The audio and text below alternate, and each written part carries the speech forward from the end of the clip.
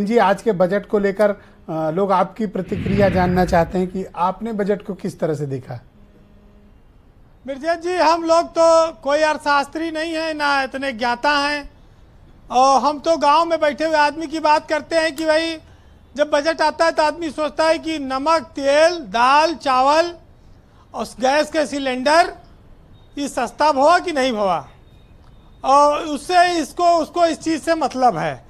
इसके अलावा फिर वो अगर कुछ देखता है तो देखता है कि अगर तनख्वाह नौकरी पेशा है तो उसमें कितना छूट मिली है आयकर में। बस यही 3-4 के बाद ज़्यादा सोच नहीं पाता।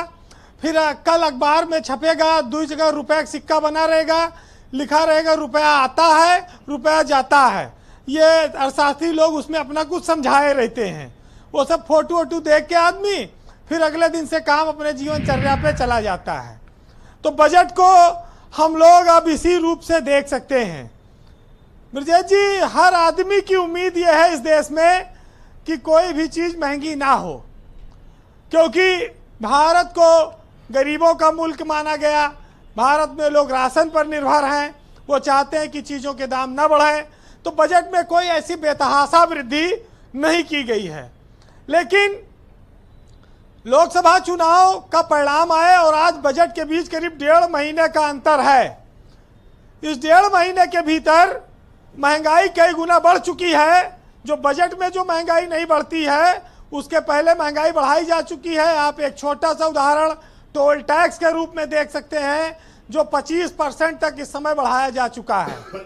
अब बजट में बढ़ाए न बढ़ाए उससे कहाँ दिखाई पड़ेगा जी। और सरकार कहती है कि हम लोगों को घर देंगे, 1 करोड़ गरीबों को 4 करोड़ नई नौकरियां देंगे 5 साल में।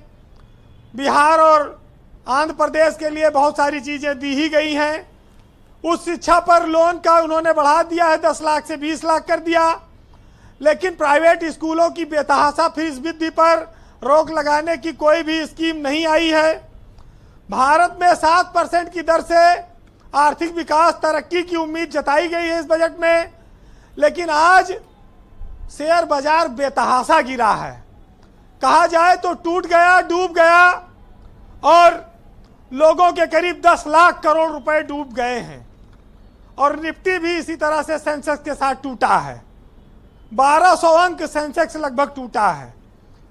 तो दोनों चीजें पैरेलल चल रही, बड़ी विचित्र बात है जी। सरकार एक तरफ दावा कर रही कि बजट बहुत अच्छा है, दूसरी तरफ बजट से व्यापार जगत और सरकार की तमाम संस्थाओं की जो संकेत हैं वो डाउनफॉल की ओर दे रहे हैं, इशारा कर रहे हैं कि उत्साह नहीं जगा पा रहे हैं।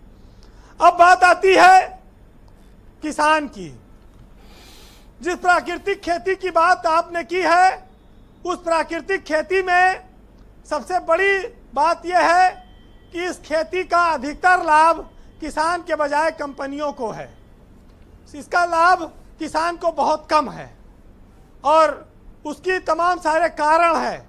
जब कृषि पर चर्चा होगी तो मैं इसको विस्तार से आपको बताऊंगा जी। लेकिन लोगों को उम्मीद थी कि आज पुरानी पेंशन पे सरकार कोई ऐलान करेगी।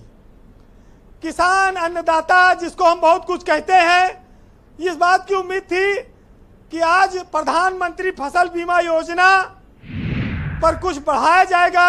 जो फसलों के लाभकारी मूल्य हैं उस पर बजट में कुछ और बढ़ोतरी की जाएगी, उस पर कुछ कहा जाएगा। लेकिन इन बिंदुओं को छुआ नहीं गया। ये सब चीजें निकल गई। वही इनकम टैक्स वही रहा कि 3 लाख तक पहले भी कुछ नहीं था, पिछले साल भी कोई टैक्स नहीं था, और इस बार भी कुछ नहीं है। स्थिति वैसे की वैसे रही है। बस मुंशी प्रेमचंद की वो बात याद आ जाती है ब्रजेश जी। वो कहते हैं कि न्याय और नीति सब लक्ष्मी के ही खिलौने हैं, तो लक्ष्मी जैसा चाहती है इन खिलौनों से खेलती है, उन्हें नचाती हैं जी। प्रेमचंद बहुत पुराने लोग थे, बहुत 100 साल पहले लिख गए। हम लोग तो अब ये सब टीवी पे आज एक दिन चर्चा करेंगे, कल के बाद बजट पे कोई चर्चा भी नहीं होगी। मुफ्त राशन की व्यवस्था 5 साल तक जारी रहेगी। सरकार ने इस बात को पुख्ता कर दिया है। और मिडिल क्लास के लिए क्रेडिट कार्ड है, बैंक से लोन लियो और ऑनलाइन खरीदारी करो। आदमी दिन भर रेलिया बैरन पिया को लिए जाए रहे परदेश में खटे, यहाँ घर में औरतें अपना ऑनलाइन खरीद रही हैं जूता चप्पल साड़ी और बच्चों के काफी लिए कुछ व्यक्तिगत तकलीफ आपकी निकल रही है ये सब ब्रजेश जी नहीं पीड़ा अरे, समझ सकते हैं इस आपकी। देश में बहुत लोग भाई जब यहाँ आदमी रेलिया परदेश बैरन गया खटे जा है, रहे हैं और वहाँ ऑनलाइन चल रहा है। नहीं ये जो पीड़ा है आपकी वो समझ में आ रही है। अरे हमारे बुजुर्गों ने 10 पैसा में चूरन की 2 पुड़िया वाले दिन भी देखे हैं। बहुत सारी चीजें, तब बजट वजट कहाँ, तब तो सब ऐसे ही था। इस देश में तकनीकी इतनी बढ़ गई, उसके साथ पेचीदगियां भी बढ़ गई। तो हर बजट पर मैं एक शेर कहता हूं जी और आज भी वो प्रासंगिक है और उसको सुनिएगा कि गरीबों को मिली सब्सिडी, अमीरों को मिली रिबेट और मिडिल क्लास तुम टीवी देखो तुमको मिली डिबेट। आप तो डिबेट छुड़वाएंगे लग रहा है। ये ऑनलाइन वाला दर्द कुछ दूसरा निकल रहा है वीरेंद्र जी। धन्यवाद आपका, बहुत शुक्रिया हमारे साथ जुड़ने के लिए। और देखिए